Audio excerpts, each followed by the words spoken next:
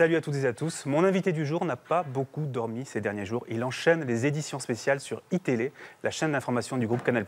Bonjour Bruce Toussaint. Bonjour. Alors, est-ce que vous venez de vivre, Bruce Toussaint, la pire semaine de votre vie de journaliste ?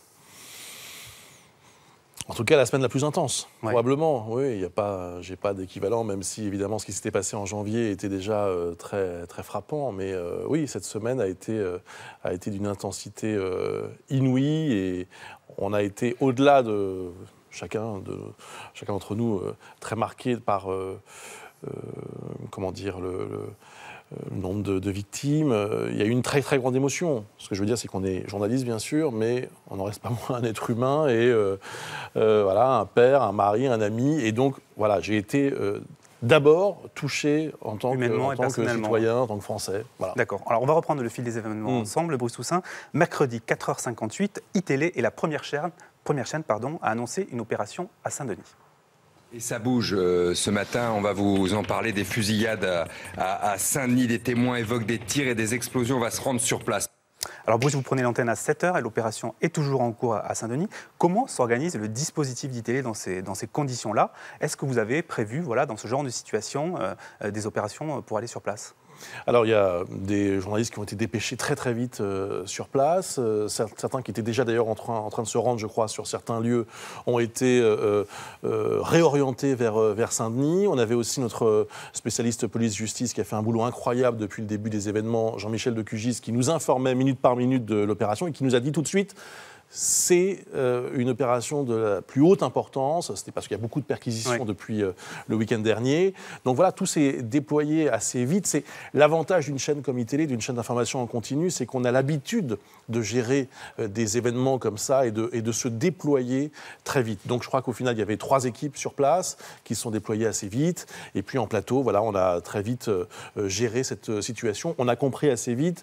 Là, c'est Laurent Bazin qui prend l'antenne à 5h avec Isabelle Moreau. Moi, j'ai pris l'antenne à 7h. On a surtout, entre 6h et 7h, cassé tout ce qu'on avait prévu. Voilà, les invités, tout ça, pour s'orienter vers une édition spéciale qui a duré plusieurs heures. Voilà. Alors, dans ces situations, des tonnes d'informations arrivent de toutes parts, sur les réseaux sociaux, avec vos journalistes qui sont sur place, avec vos spécialistes.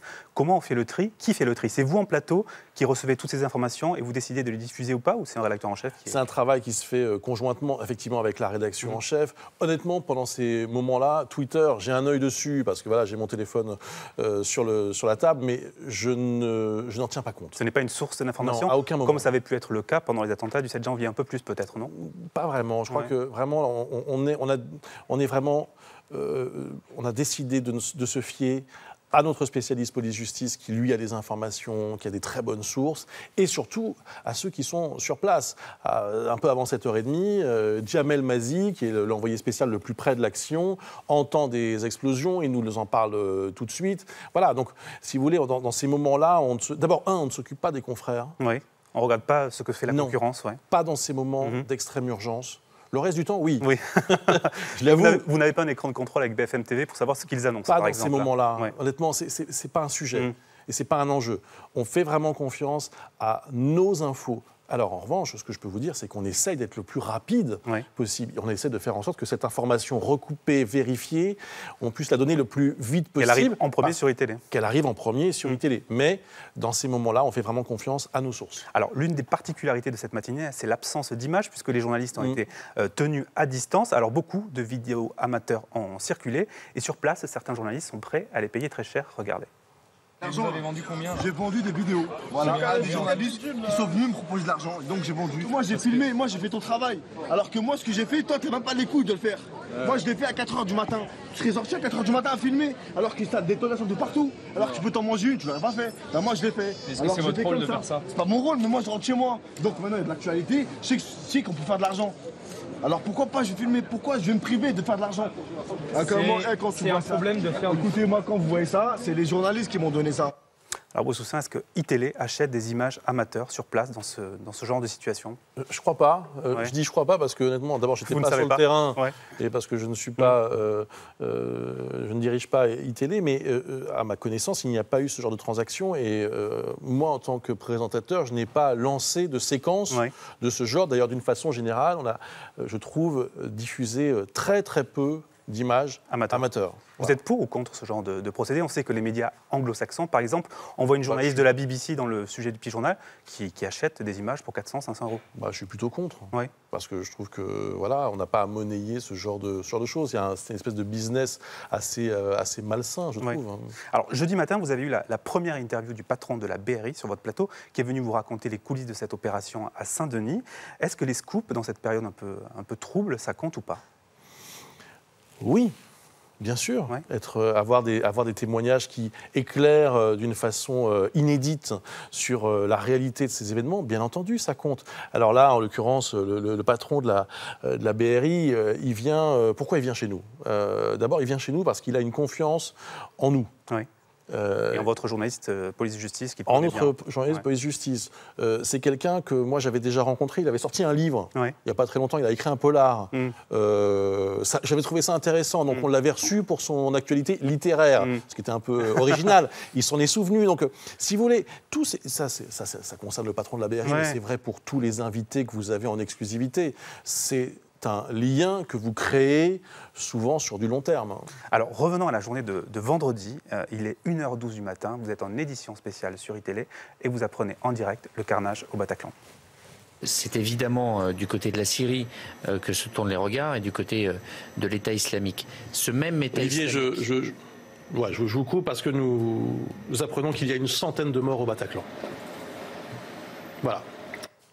Alors Bruce, on sent votre émotion. Il se passe quoi dans la tête du journaliste? Là, je vais vous dire, franchement, c'est un coup de poing dans le ventre.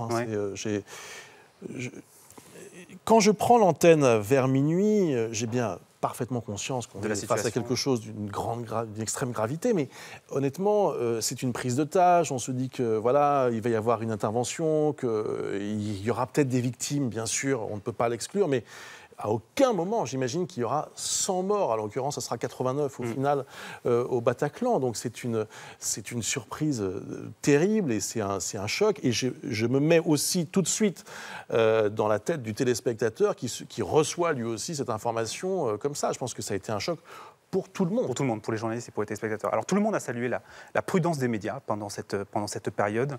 Est-ce qu'après les polémiques du mois de janvier, les médias ont tiré les leçons? Est-ce que vous travaillez dans la crainte d'un raté, d'une erreur à l'antenne? Je crois que c'est pas exactement comme ça que ça se passe. C'est pas. Je pense que ça nous a apporté une expérience, Charlie et l'hypercachère. Ce sont des événements auxquels nous n'avions pas forcément été confrontés précédemment. Donc on vit maintenant avec cet enrichissement, c'est terrible de dire ça, mais il s'agit bien de ça, professionnel, d'avoir vécu ces événements, d'avoir été confronté à une prise d'otage, à une tuerie, à un massacre, à un terrorisme nouveau. Et du coup, on a tous intégré ça. Et je pense que c'est ça que vous avez ressenti quand, je dis vous, le public, quand on nous dit effectivement, oui, ça a été plus prudent, c'est simplement que oui, on est un peu mieux préparé à vivre ça. Je n'ai pas le sentiment que ce soit forcément... On a fait notre boulot avec autant de sérieux en janvier, c'est ça que je voudrais dire. Mais là, cette fois-ci, peut-être qu'effectivement, on avait intégré ces nouveaux éléments. Les relations avec les autorités, est-ce qu'elles se sont améliorées? Est-ce qu'elles se sont normalisées? Est-ce qu'il y a des procédures désormais entre les médias, iTélé, BFM et les autorités ou pas plus qu'avant? Non, je pense qu'il y a un dialogue, il y a toujours eu un dialogue, mais que ce soit en temps de paix ou en temps de crise ou en temps de guerre, il y a toujours eu des contacts et les spécialistes police-justice chez nous, comme dans les autres chaînes, sont en contact régulier avec les autorités. Vous aviez raison de dire que le patron de la BRI, c'est quelqu'un avec qui on est en contact régulièrement. Donc oui, il y a un travail qui se fait conjointement, mais il n'y a pas de... faut pas il n'y a pas de procédure entre les médias et les autorités. Il n'y a pas le ministère de l'Information, c'est ça. Comme c'était le cas jusqu'au milieu des années 70. Ça n'existe pas, il n'y a pas de consigne. Et heureusement, on est dans un pays où la presse est totalement libre. Alors depuis lundi, on voit beaucoup de témoignages dans les médias, de témoignages de proches des victimes, de personnes qui étaient présentes pendant les attaques. Est-ce qu'il n'y a pas un excès de sensationnalisme de la part des médias ou est-ce que l'émotion est légitime à la télévision? Non, je crois que c'est une émotion. Je crois qu'on découvre jour après jour l'ampleur de cette tragédie. Et du coup, comment est-ce qu'on peut mieux comprendre ce qui s'est passé qu'en écoutant, en effet, ceux qui l'ont vécu, les témoins, en effet, ceux qui étaient à l'intérieur, les rescapés, les forces de l'ordre. Je crois que c'est important. Je crois qu'on a encore besoin de comprendre et qu'il va nous falloir du temps. Moi, honnêtement, l'interview du patron de la BRI se fait jeudi matin. Donc, on est quand même 5 jours après les attentats.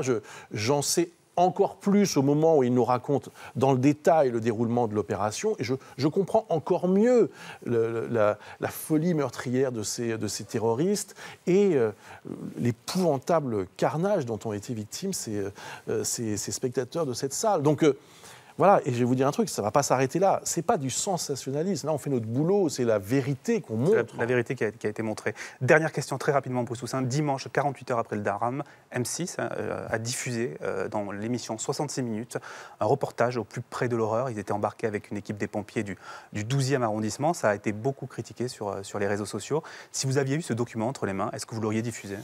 Je ne sais pas. Je me pose la question. J'ai envie de regarder cette émission pour m'en rendre compte et pour me faire une idée précise. Mais ce que je voudrais dire aussi, c'est que il y a depuis des mois un bashing des chaînes d'infos qui, honnêtement... ça s'est un peu calmé, là, cette semaine.